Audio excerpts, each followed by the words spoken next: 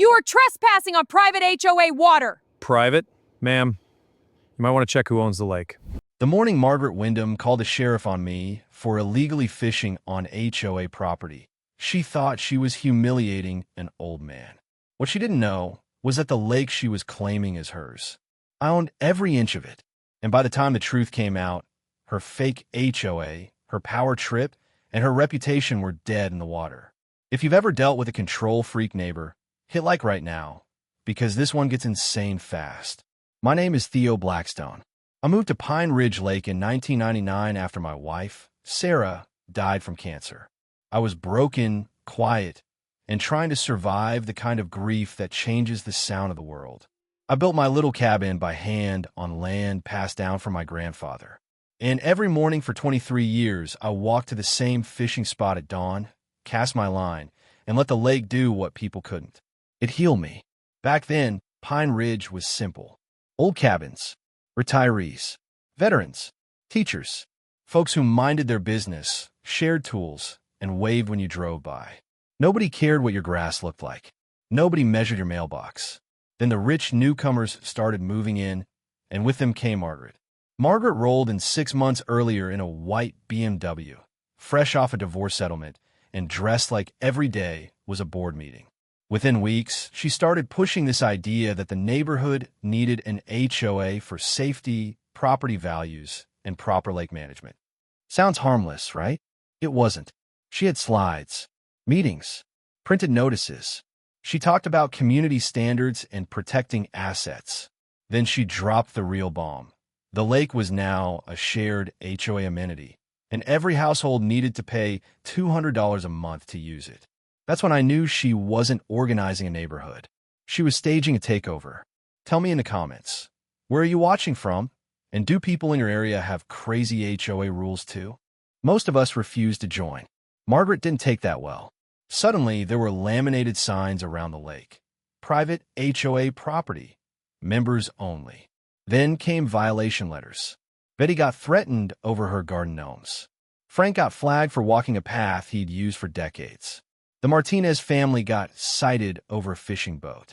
And me? I was marked as the main problem because I kept fishing like I always had. Then Margaret made her first huge mistake. One morning, while I was casting at sunrise, she called the sheriff and reported me for trespassing. Deputy Charlie Morrison showed up looking embarrassed. He knew me. Everybody knew me. But a complaint was a complaint, so he asked me to leave. Margaret stood on her deck in a pastel sweater with a smug little smile like she'd finally won. I packed my tackle box, said nothing, and walked away. But in that moment, I made a decision. I was done being polite. That same week, I went to the county records office and started digging. Old deeds, survey maps, tax records, ownership transfers. And an older clerk named Joyce, God bless that woman, looked at Margaret's paperwork and told me straight. This HOA doesn't even have proper legal authority to claim what she's claiming. Then the real shock hit. Buried in my grandfather's original deed was language tying our property to full lake bottom ownership and water use rights dating back to an old mining company transfer. I hired a surveyor, then an attorney, and together, they confirmed what sounded impossible. I didn't just own my shoreline. I owned the entire lake bed and the legal use rights that went with it. Meaning Margaret had been charging my neighbors money to access my property. Quick question, what's the most ridiculous neighborhood rule you've ever heard of? Because finding a widow over garden gnomes has to be near the top. Instead of backing off, Margaret escalated. She hired a lawyer, sent cease and desist letters, installed signs, and even blocked part of the walking path with a decorative fence. Then she scheduled a county meeting so she could officially get enforcement power over the lake. She thought that meeting would crown her queen of Pine Ridge. I let her go first, and she really went for it. PowerPoint slides, fake concern, photos of me fishing labeled as unauthorized activity, a petition, a speech about safety, liability, and declining property values. She stood there in front of everyone acting like she was saving the neighborhood from people like me. Then the commissioner asked if anyone wanted to respond. I stood up with one folder in my hand and said, "Yes, sir. I'd like to clarify who actually owns Pine Ridge Lake." The room went dead silent. I handed over the deed.